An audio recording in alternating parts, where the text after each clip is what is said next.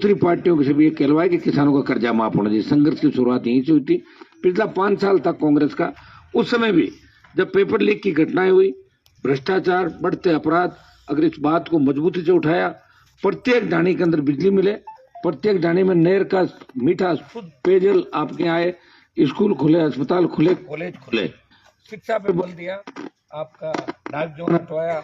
और जब इसका माइनिंग का एरिया है, मैं चाहता हूं कि छोटे पट्टे किसानों को, मैंने लंबे समय से मैं संघर्ष कर रहा हूँ और आपका आशीर्वाद तो इस मामले में भी आपकी पैर पड़ेगी और किसानों को फिर बड़ी रात हम इस राजस्थान की सरकार और दिल्ली की सरकार दिखाएंगे। देऊ के अंदर जब भी मैंने कोई आंदोलन किए, एक टेलीफोन करता था, 150 लोग हमेशा जयपुर तक, दिल्ली बॉर्डर तक आप लोग आए। और मैं आपको विश्वास दिलाता हूं कि आपको जब तक आपका हक और अधिकार नहीं दिला देता तब तक मेरा संघर्ष जारी रहेगा। मुझे अगर मंत्री बनना होता तो 2003 में ही बन जाता। 3, 8, 13, 18, 19 ये लड़ाई आप देखी होगी। मेरे सामने से कई मंत्री गुजरते हैं, कई ऐसे लोग हैं जो मेरे बाद से राजनीति में आए लेकिन मंत्री बन के चले गए। लेकिन हनुमान बेनीवाल का मकसद मंत्री बन के सेवा करना नहीं था। मैं चाहता हूँ कि संतरी बन के मैं सेवा आपकी करूं और आपको ताकतवर बनाऊं, मजबूत बनाऊं। आज आपके बीच आया हूं तो जितने भी आपने कागज लिख के दिए समस्याओं के, मैं आपको आश्वस्त करता हूं कि अब इस क्षेत्र का विधायक मैं हूं। मेरे लिए जिन्होंने मुझे मत दिया वो भी उतने ही प्रिय हैं और जिन्होंने मत नहीं दिया अब मैं सबको साथ लेकर दोबारा चलूंगा। ये मैं आपको विश्वास दिलाता हूँ। आप निश्चित रहें। बचे हुए जितने भी हमारे काम, कुछ काम पिछले बजट के थे, काम होने में देरी हो गई, वो सारी सड़कें चालू हो गई, बन रही है। कुछ सड़कें देव में जो विशेष रूप से बनानी, मुझे कुछ बाकी रह गई सड़कें जो मैंने हाँ भरी थी, उनको मैं पूरा कराऊंगा। देव गांव को विकास में पहले भी आगे रखा। जगदीश बैठा है यहाँ पे, माधु सिंह जी भी बैठे हैं, उदारा जी, सब लोग आते हैं मेरे पास, जेठमल जी।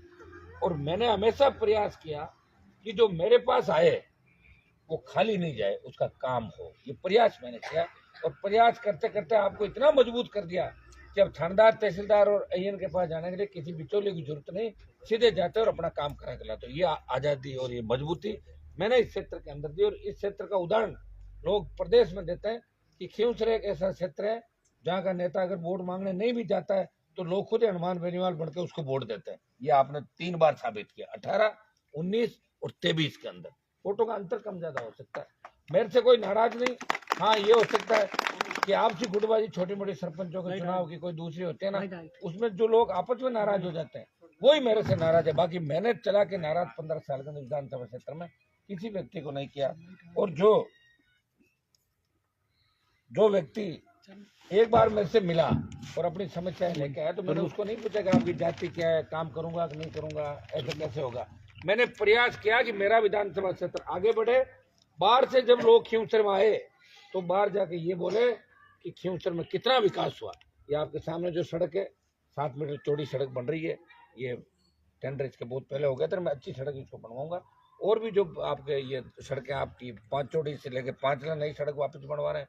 एक बड़ी सड़क उधर से आ रही है जगरामपुर आचना होते हुए, फिर 5 चौड़ी आ रही है। तांतवास वाली सड़क भी आपकी 30 किलोमीटर, उसके भी टेंडर हो गए, बड़ी रोड बनेगी, पुना तक जाएगी।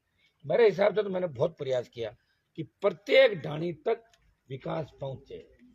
देव में भी जिन ढाणियों में सड़क मार्ग की आवश्यकता है मैं प्रयास करूंगा। सड़क, पानी, स्कूल, बिजली, इस मामलों में कोई राजनीति मेरी तरफ से नहीं तो पहले की गई और नहीं मैं करूंगा। और मैं जनप्रतिनिधियों को भी समय समय पर कहता हूं कि विकास के मामले में राजनीति नहीं होनी चाहिए। चुनाव में आप लोगों को संदेश दूंगा, एक बार वोट हो जाए उसके बाद उस बात को भूल जाओ, सब लोग उसके साथ लगो जो जीत जाता है और काम कराओ ज्यादा से ज्यादा। और दोबारा वोट के बाद अपने होने लगा, क्योंकि नेता सारे एक होते हैं, नेता आपस में नहीं लड़ते। नेताओं को लड़ते हुए देखा क्या कभी आप? तो फिर आप क्यों लड़ रहे हो?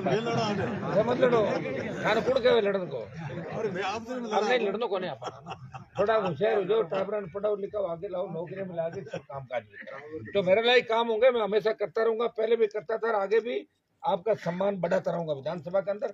और आवश्यकता पड़ी तो सड़कों पे भी लड़के और फिर आपके हकों के लिए पहले की तरह मैं संघर्ष करता रहूंगा। और आपको आपस में लड़ने नहीं दूंगा। अगर आप आपस में लड़ोगे तो दीवार बन के बीच में खड़ा हो जाऊंगा, आपको झगड़ा नहीं करने दूंगा। ये मैं आपको विश्वास दे रहा हूँ। बहुत बहुत आपको धन्यवाद। अब जो कामकाज लिखे में एक बार आप वो मुझे आज भाई धोखो क्यों दे रही हो एक बार तक कागज ले आप तभी है ना मैं बोल के सुन लो कागज ले आओ एक एक करके ले आओ